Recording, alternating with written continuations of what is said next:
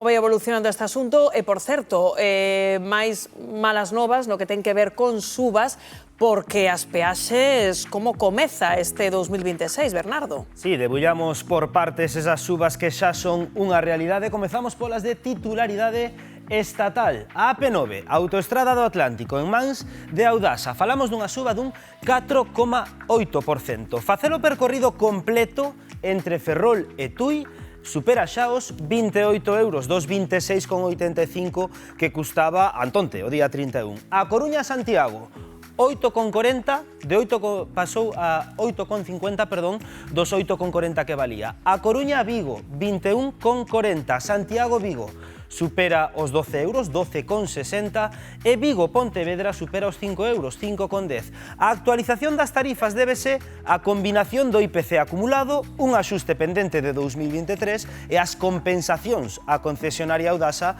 polas obras de Rande e tamén pola circunvalación de Santiago. Traducido o día a día, un traballador que viaxe da Coruña a Santiago 20 veces o mes pasará de pagar 168 euros a 175 euros. No caso de Vigo-Santiago, o gasto mensual sobe uns 10 euros ata os 251 euros. Esta cantidade baixa coa viaxe de volta gratis nun prazo de 24 horas, faltaría aplicarlle o 50% de desconto por usuario recorrente se alcanzan 20 viaxes o mes nese mesmo traxecto. Outra autoestrada, a AP53, en mans de Acega. O traxecto entre Santiago e Lalín ascende a 7,25 euros, son 25 céntimos máis que Antonte. E por último, no caso das peaxes de autoestradas autonómicas, os prezos quedan conxelados para aliviar o impacto nos desplazamentos cotiás. Falamos da AG55 entre a Coruña e Carballo e da AG57 entre Puxeiros e o Valmiñor, é dicir, entre Vigo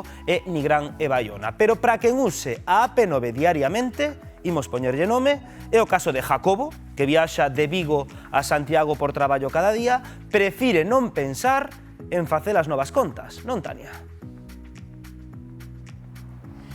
Moi bo día, compañeiros. Coa última badalada do 2026 tamén chegou unha nova subida na peaxe do AP9. Moi bo día, Jacobo. Moi bo día. Mellor que ti non o sabe ninguén, esta subida da AP9, porque ti traballas en Santiago, non? Así é. Traballas en Santiago, tes que viaxar todos os días dende Vigo. Por sorte non todos os días, porque teño algo de teletraballo, pero ao final é o mesmo porque tes que ir un montón por alá. Canto supón isto a ti de gasto en peaxe? Claro, ao final a peaxe, que agora sube a 12,60, por sorte é certo que hai as bonificacións para volver no mesmo día sempre que fagas o mesmo percorrido, porque logo xa mellor se teño que ir a outro sitio xa non me vale. Entón a semana xa poden ser 25 en peaxe só se vou 2 días, máis se teño que ir máis, eso sumas a gasolina, ao final a semana podo gastar 75 euros perfectamente, mínimo. Claro, un gasto importante en peaxe, pero que tampouco te podes permitir ir a vivir a Santiago a pesares de ter un traballo estable, non? Total, ou seja, é que a miña idea sería forrar para unha vivenda, que está imposible. E se aínda por riba teño que pagar un alugueiro, pois claro, é que non podo forrar nada. Non só falamos tamén do gasto que implica en peaxe, senón que tamén é un gasto importante no coche, que agora mesmo, de tanta ida e vida, tamén pediu papas, non? Total, é que os arranxos, é un gasto tremendo. A pesares de que non vas todos os días, a nivel mensual, canto coste económico che leva isto? Claro, pois a mellor 300 euros mínimo e de aí para arriba, porque además a veces teño que desplazarme a outros sitios por traballo e iso, se teño que ir, por exemplo, a Coruña, a Ferrol, logo non podo volver polo mesmo sitio, teño que ir a outro lado, ao final xa o das bonificacións xa non conta. Case che compensaría o mellor alquilar unha habitación en Santiago, non? Sí, pero bueno, eso ao final tamén non creas que tampouco é moi barato. Ao final estas son as condicións que os pisos de Santiago que se alugan, bueno, para chorar. Tan dese xeito tamén. Bueno, compañeiros, xa vedes, unha subida nova nesta peaxe da AP9 que ao final de mes no salario de Jacobo pois ten moito que ver. Bueno, un auténtico sablazo seguramente, grazas Tania, no salario de Jacobo do que faga este percorrido. Claro, estaba xusto lembrando, Patricia, que outro día dicía o director xeral de tráfico que tenemos que irnos acostumando a que ir sós no coche vai a empezar a ser un luxo. Dixo outro día Pere Navarro, non?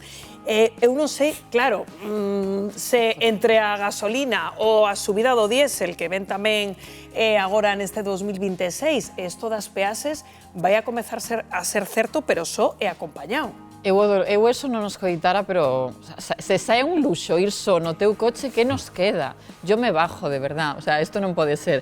No, a ver, nunha comunidade como a nosa, coa dispersión poboacional que temos e tamén organización territorial, de que hai moitísima fluctuación de traballadores entre as cidades, que suba o peaxe, claro, é unha lousa todavía máis en riba das familias, non? E a min o que me dá que pensar é que sempre ganan os mesmos e sempre perden os mesmos, porque a peaxe da AP9 o peaxe da AP9 de Audasa sube para compensar as obras que se fixeron en Rande, pero eu recordo que son as mesmas obras pola que Audasa ahora está pelexando nos tribunales para non devolver a xente o que eles tiveron que pagar cando os atascos eran kilométricos. Entón, E se pagaba o mesmo. Entón, habería que buscar un xeito de que a xente se poida desplazar e ir a traballar sin estar facendo este tipo de desembolsos. Porque o problema é que alternativas cales hai. No, o tren non é unha alternativa. O tren que falla cada 2x3, pois coches compartidos, que tamén o falamos aquí no termómetro, porque, Pablo, que economía doméstica sostén eso que nos contaba este rapaz cada día? É insoportable, no caso concreto da AP9, que ademais é a principal arteria de comunicación por estrada de Galicia, os prezos xa me parecen abusivos. Hai que lembrar a xente que esta suba do 4,8% na AP9 ou se produce porque está permitida polo goberno. O mesmo goberno que ten, por certo, bloqueada completamente a transferencia da AP9 que sucesivamente en todos estes pasados anos reclamou de xeito unánime o Parlamento de Galicia. E non quero ser moi político, pero claro, cada un é escravo das súas accións. No caso do BNG, que como condición sine qua non para investir a Pedro Sánchez como presidente do goberno puxo que se rebaixaran as peaxes da AP9, pois aí temos o que sucedeu. É dicir, non hai rebaixa, e claro, en ese caso, nese partido, pois noutras ocasións, por exemplo, co goberno de Zapatero, sacaba algúns cartiños para Galicia no proceso de debate das enmendas dos orzamentos, bueno, 10 millóns, 7 millóns a maiores para a nosa comunidade autónoma, pero agora é que non hai nin orzamentos e aínda por riba as peaxes, que era a súa principal exixencia, pois non se cumpre. Por último, a Xunta, en cambio, conxelou, creo que con bo criterio, vendo o panorama doméstico económico dos cidadáns, a peaxe das autoestradas de titularidade autonómica, Carballo e Valmiñor, e, bueno, pois así polo menos podemos afrontar, porque hai que ter en conta que cos datos que daba Bernardo, o tramo completo Ferrol-Tui son 28 euros, súmalle o combustible e te vas a 70 euros. Carla, un caso como do rapaz ese Jacobo, 29 anos, que ten que viaxar cada día de Vigo a Coruña, entre gasoil e peaxes, poste uns 300 euros ao mes, sumado a luguer e a máis gastos. Parte do non sei que lle quedará, porque supoño que estará no entorno de 1.500 euros, que é máis ou menos a media. 300 a semana, porque 60 por día. De todos os xeitos, a ver, a realidade é preocupante. Moi preocupante, quero decir que en Galicia estamos doblemente castigados. Estamos castigados porque esta autopista, que é a vertebradora de toda a comunidade, é a máis cara de toda España. Custa tanto ir de Coruña a Vigo como ir de Galicia a Madrid. É o doble en kilometraxe. E doblemente castigados porque o tren non supón unha alternativa.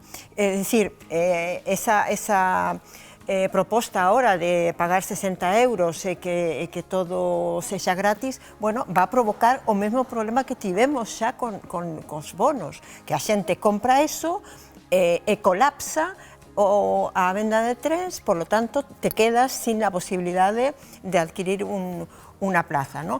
Tampouco temos a posibilidade de un tren da apertura, no, da apertura de trens de outras compañías, cousa que podería facer abaratar os custos, é dicir, de compañías privadas.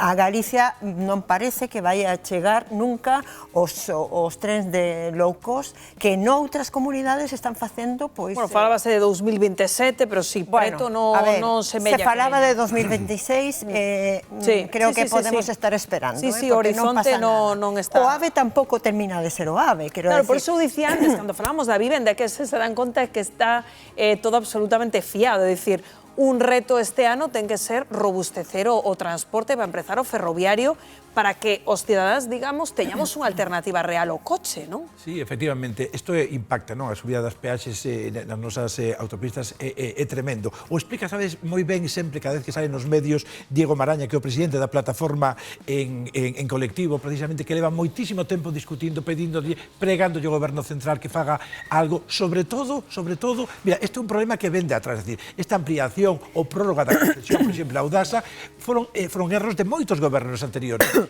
tal. Pero o tema que temos agora é que dende o 2021 xa a Unión Europea está advertindo ao goberno español que é ilegal esa ampliación até o 48, fixade ben o que nos queda por sufrir. E mesmo en xuño chegou un dictamen da propia Comisión Europea advertindo, un dictamen motivado. Agora falta unha sentencia que confirme, pero xa estes dictames motivados da Comisión Europea teñen carácter, teñen forza legal en sí mesmos. Claro, aquí canto costa rachar, compensar precisamente por rachar o contrato a Audasa? Pois serían, fixade ben, só uns 1.300 millóns aproximadamente de euros. Eso é pouquísimo, tendo en conta todas as axudas que está prestando o goberno, por exemplo, a outras comunidades como Cataluña ou o País Vasco en unha morea de cousas. Ben, parece que nos teñen arrinconados, é dicir, e aquí, como vos estabades a decir, é absolutamente fundamental.